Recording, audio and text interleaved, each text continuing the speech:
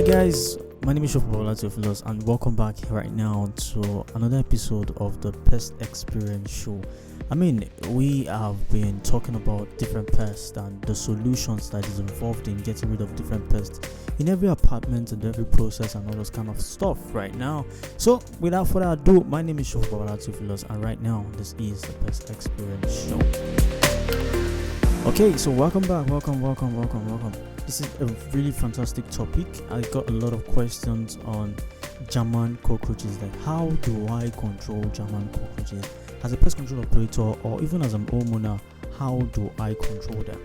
Right, so I think this question is a really fantastic question, and I'm going to give you now the tips, the tricks, and the methods that has really worked so far in getting rid of German roaches in apartments. First, I'll talk about the sanitation method. Sanitation is key. Sanitation is key in getting rid of German roaches, and first thing first is identification. Before we even talk about sanitation, identification is key, right? So you need to first identify where exactly are these cockroaches coming from, what type of cockroaches are you dealing with. I said this is a thing of sanitation. It's really important. How clean your apartment determines the results that you actually get. But these roaches actually, they breed and they stay exactly in the kitchen. So you'll be wondering how did all these things, how did they get to all those kitchen areas? That's where they stay. That's their average site. Well, those are the places that they stay. Those are the places that make them survive, right? So if you have identified that these particular roaches are actually at the kitchen cabinet, the edges of the cabinet, the sides, the edges, the crannies, nooks and crannies, basically, those are where German roaches hide, most especially in the kitchenette, right? So it's important that since you've identified that these are actually German roaches, the second thing is cleaning. Cleaning is really important. So try as much as possible to remove all sources of food items, crumbs. Those liters of food, waste things, remove them away from the kitchenette. You can store your food items in airtight container. It makes it safe and secure, guided so that not even just the pest, but anything can actually fall into it and contaminate the food. Alright, so that's really important. Another thing is, do not leave dirty dishes laying around, including the sink and the dishwasher. Alright, so all those places need to be well cleaned, tidy up, and really made amazing. Alright, so move appliances and clean them inside out. Make the kitchen as clean as possible. Those are the major considerations that are really involved in terms of cleaning, and that's the first step. Cleaning is the first step in getting a good result of what you're doing. Cleaning is really key. Alright, another thing is, like all living things, roaches require food, water to survive. They need shelter, and the shelter is actually those kitchen nooks and crannies that they hide. Those are their own shelter, and the food is your own food that they want to feed on, and those foods are actually the crumbs, liters of food that are coming from your own kitchen. The water is as a result of those leakages coming from your pipes. So if you notice any leakages from your pipe, sort them out before the roaches sort them out for you. Right? That's a major thing. So if you've gotten the cleaning tips perfectly well, the next step, right, if the problem still persists, the next step is to get in what they call the chemical method in getting rid of them. It's good that you clean your apartment, yes, but when you clean your apartment, what next? And you're still seeing roaches, right? So there are cases of roaches even coming from your own apartment, whereas they are actually breeding in somebody else's apartment. So you can actually be, let me repeat that again. That's quite weird kind of, but let me repeat that again. There are cases whereby you have roaches breeding, right, in somebody else's apartment, and you have them coming into your apartment because these living organisms need food, shelter, and water to survive. So they can be successfully breeding in the apartment. If you notice any single thing coming from your neighbor owned apartment, and your neighbor can actually be infested, whereas you also have 100% possibility of getting infested by those same roaches, especially German roaches, because those things they pass through pipes, they pass through nooks and crannies. I know the worst part is if your kitchen or your apartment is actually tiled. If it's actually tiled, right, that's the problem. I mean, those tiles that actually stay to the wall, that's where the infestation actually start from. So I mean, I get most of my calls from especially people that have German roaches. The problem is always as a result of those tiles, because they are inside those tiles and it's hard to get them because they've sealed from the top, but there are spaces in between. There are spaces in between. So I'll be giving out some tips and tricks, like methods to helping to solve those problems using chemical methods. But never forget the fact that cleanliness is the first thing. Cleanliness is really the first thing. So if you missed the first time, please go back and listen to those clean tips that I dropped. So first thing, they are what you call IGRs. We call them insect growth regulators. They can never be taken away when dealing with German cockroaches. When you're dealing with German cockroaches, IGR is a best and the most important aspect. But IGRs in its own is not a killer. What I'm saying by killer, it's not like it knocks them down like other insecticides, but it's help in reducing the rate of, it reduces the reproduction. So if, for example, you have a particular insecticide and an IGR is probably inside the insecticide that you mixed, all right, so you mixed it together with it, the insects that you actually spray, which is the German roaches, where you spray it, if it's carrying the utica, let's say it's the female, the utica is actually the egg, so if it's carrying the egg together with it, it would not develop into the adult stage, right? So that helps in wiping up the eggs that comes up in the treatment method. So you can actually do insecticide, spray the whole places. You would actually solve the problem, but not all, because the eggs is another thing entirely.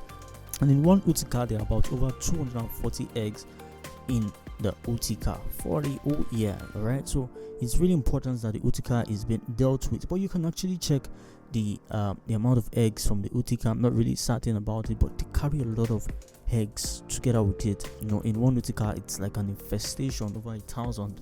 If you're having a lot of infestation like that, so literally forgotten the calculations there. And another thing is bait. Bait is really, really, really important. I mean, I use more of gel baiting compared to even insecticide, because most of my clients actually have used or probably used one or two insecticide before they even arrive to even call me, because at this stage on this world is people love the DIY methods, and when they do the DIY methods, they just go ahead and just go ahead with those particular insecticides that they can get in the streets and spray, but not knowing that this would actually affect what we are going to be using eventually. It's really going to affect it. It's globally going to affect what we are going to be using and the products, the strategies and the techniques. So communication is really important. As a pest control operator, if you're listening to me as a pest control operator, communication is really important. I mean, I get most of my calls and I reach out to the clients and ask them, what are the pesticides that you've applied? Maybe bait, maybe insecticides, maybe DIYs and all those kind of things. What have you used before? Some of them would definitely say, some of them would say another thing entirely. But prior to when you are treating, they would not even carry out this product out there. Some of them I don't even ask, but when I'm doing the treatment, I see the different insecticides that they've used. I just look at the active evidence, which is the AI, look at them and say, okay, this one, it's not part of what I'm going to be using, so there's probability that what I'm going to be doing is going to give a result. So what I'm saying in essence is this, and this is what I'm recommending, that you communicate with your clients, because if you're using similar products with what your clients actually used before and never worked, there's something they call chemical resistance. These insects, they gain resistance to pesticides easily. Alright, so it's important that you consider those things so that you don't just waste your time, neither will you waste or rather waste your client's time. Alright, because your reputation is at stake if you're not solving the problem. And as a pest control operator, you are a solution provider. And as a client, please try as much as possible to communicate. In as much as we are trying our best as pest control operators and informative platform like this, information is really, really important. All right, so IGRs, baiting, and dust. Dust is also a residual dust is actually advisable. When you're using a residual dust, it's really advisable because it gives you the long-lasting effect that you need to be able to achieve that aim and the desire of what you are actually doing. All right, so another I think I should give you 1 or 2 recommendations of dust powders that you can actually use. There is this Dedent data metering dust. That's a very good AI. Tempered insecticide, good. They can, so they are really good, really good places. So best place to put the bait is where the activity is noticed. All right, so if you're using baits, the best place is where the activity is noticed. And again, due to resistance, the bait needs to be alternated. You need to use different baiting methods to avoid resistance. If there's this thing about protein in bait, so if you keep protein in bait, it's damage resistant, so that's why most of these baitings are probably gel baitings are actually made of proteins. All right, so although the efficacy of IGLs was demonstrated over 30 years ago, and the pest management industry was about somewhat slow to adopt this approach. However, IGLs are now the third most commonly used chemical against cockroaches. Those are actually like the best method. So IGLs come in different formats. There are IGLs that right now there's this one, forgotten the name totally, but if I actually forgotten the name, but it's actually like a disc, so you put it in the sides and the nooks and crannies in your kitchen cabinet and all those kind of stuff. So it works perfectly well. Based on, I've used it before, really good product. IGRs impact the population by preventing the nymphs from becoming reproductive adult.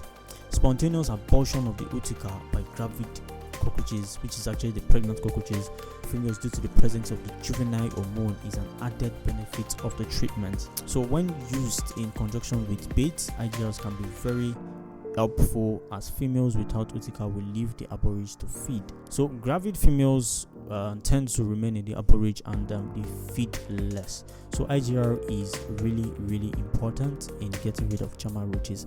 All right, so I've talked about the tips, the tricks, the cleaning methods, the tactics, the methods, and the techniques to get rid of German roaches in your apartment.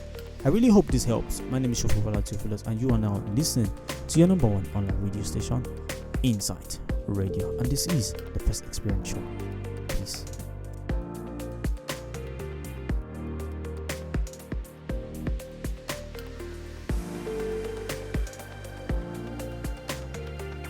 This is Insight Radio, and my name is Shofu Babalola, and you are now listening to your number 1 online radio station. The light you need on Insight Radio.